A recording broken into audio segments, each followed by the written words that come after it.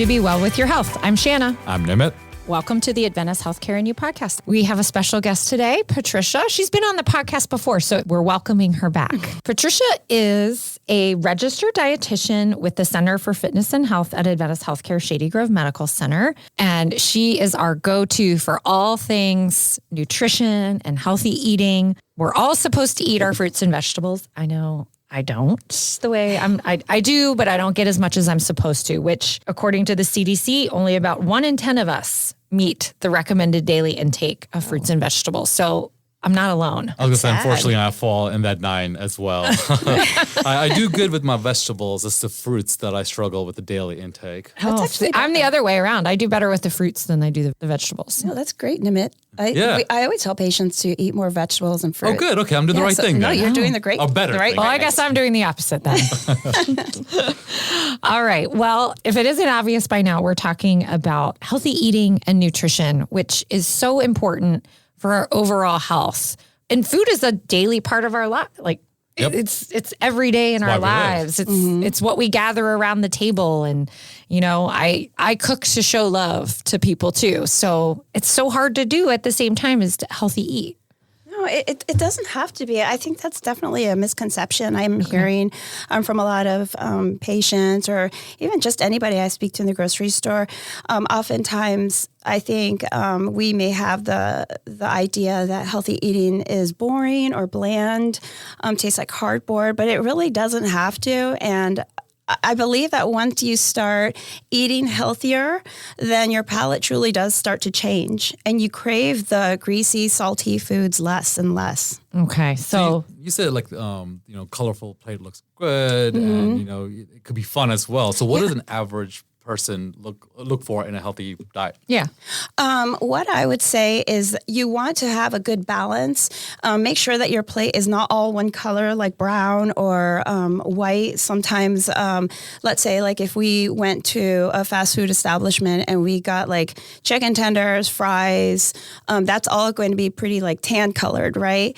Yeah. And so you want to make sure that you have a good blend of colors on your plate. And I know that is such a cliche thing for me to say because I always say that rainbow on your plate, but it is truly trying to get a rainbow on your plate is the best bet. When you described it, like it's all tan, I'm like, ooh, that doesn't sound appetizing, I'll be the first one to order some chicken nuggets. Yeah. I've done it with my kids a few times actually where I made like macaroni and then I gave them some hard-boiled eggs. So the macaroni was the carb, the hard-boiled eggs was the protein. And then I did a cheese stick and I'm literally looking at this like, this is a major RD flop. Everything was like white on the plate. So that's our first tip for the day. Eat the rainbow. Make sure you've got a multitude of colors on your plate. That seems easy, right? To just look at the colors and incorporate more. So good tip. I have a question. Actually, so we talked about eating healthy for sort of your average person, what should be on your plate. I hear a lot these days, lean protein. What does that mean? Lean protein generally means a protein source that is going to have less fat or not as much marbling within the muscle if we're talking about an animal protein. You'll see more muscle in the red meat or not as many fat globules on the chicken.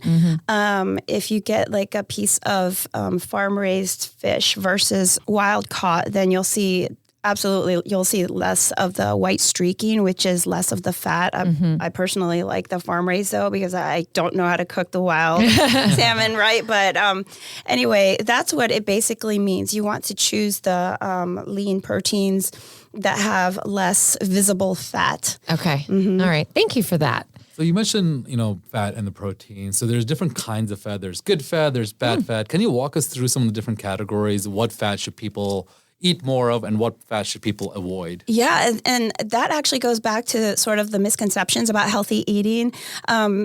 Folks always think that I'm going to say you have to follow a low-fat diet, but it's absolutely not true. I do encourage patients to stay away from saturated fats and trans fats, which tend to be more solid at room temperature. Saturated fats are artery clogging, but trans fats are even worse than saturated fats, and they're usually found in foods that are shelf-stable, like snacks, chips, not necessarily fresh potato chips. I'm sorry I said that, but like crackers, cookies, baked goods, those things that sit on the shelf for a long time are probably full of trans fats. And then the heart healthy fats are going to be things like monounsaturated, polyunsaturated fats that are found in fatty fish, in avocados, in nuts and seeds, those kinds of things. Speaking of looking at the types of fats and saturated fats, monosaturated fats, that can be confusing for people, and food labels, even in particular, all of those things are on food labels. So how can we be not as overwhelmed when looking at food labels? Just take it slowly. Take it from the top. Just look at how many portion sizes there are, the calories. Those two items are going to be bolded. And then look to see what the fat content is. Is it full of saturated fat? Is it full of heart healthy fat? Then you want to look at how much sodium is in the food. Oftentimes, a lot of snack foods have tons of sodium in it. So you definitely want to make sure to sort of look to see how much is in there. Is it a refined carbohydrate with lots of added sugar, or is it a complex carbohydrate that has lots of fiber? So those are some of the things that I try to get patients to focus on, sort of top to bottom, but still kind of like the whole thing, but looking at each component and really trying to analyze whether it's healthy or not. Okay. All right. Thank you for sharing that. So, I've gone to the grocery store, I bought my items, looked at the food labels to make sure I got the healthiest items. When I come back home, I have a trouble like cooking that and like making sure that I do it every day religiously. Do you have any tips on like how do I sustain that and make a healthy choice? Because it could be very cumbersome for the average person. Well, and it's sometimes they make the bad foods or the tasty foods easier, right? It's to cook, easier to cook, easier to find, easier to grab and go. And, we're all busy people these days. Yeah, I would say to make it sustainable, one, try not to do any sort of crazy fad diet or buy a food that you really feel unfamiliar with. Like if you're not familiar with, let's say like blocks of tofu, then maybe you want to start with some lean chicken breasts or maybe a different kind of grain. There are several ways to cook different types of heart healthy foods.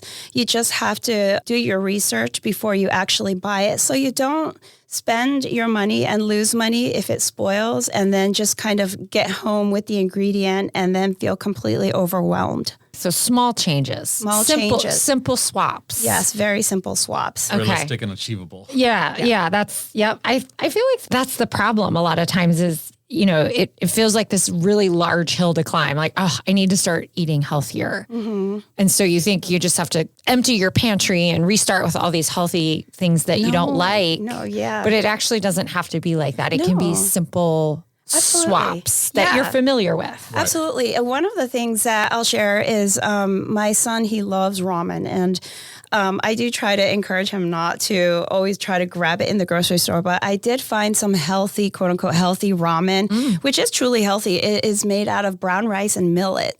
Okay. And so this ramen is high in fiber, is made out of 2 ingredients, is sodium free, and you literally just boil it for a few minutes and then season it however you like. But it does look like a ramen noodle. It comes in like a block, but it does not have any sodium, and it is very high in fiber. So that's a simple swap right there. So you may not necessarily need to compromise on your taste or what you want. You may just look at the right product on the right substitution and the healthy aspect. Yeah. Well, and I like to don't go buy tofu. Right. Lean chicken is an option, or don't feel like you need to make fish all the time if that's not what you like or are comfortable with. Yeah. You can lean on like the lean protein, less fat, red meat or chicken and other types of lean protein. I actually should have said tofu that comes in a block, and then there's tofu that comes already cubed. So this I discovered in one of the big chain grocery stores, and I was so excited because when I first discovered tofu, I really wasn't sure how to even slice it. Yeah. So this one already comes cubed, and it's ready to cook. So that can be easy too. Yeah, for that was people. another easy swap. Okay. All right. We've covered a lot today. Anything you want to clear up, Patricia, around healthy eating? Any misconceptions, again, I would just say start small when you're trying to change your eating habits, and don't get overwhelmed. It doesn't have to be anything crazy. It could just be from like going from jarred applesauce to maybe some fresh apples, or even trying making your own applesauce at home. You can go from like always drinking OJ in the morning to maybe having some orange slices. That would be a good, healthy swap. So it doesn't have to be crazy complicated or unflavorful. It really can be easy to make healthy changes in your diet.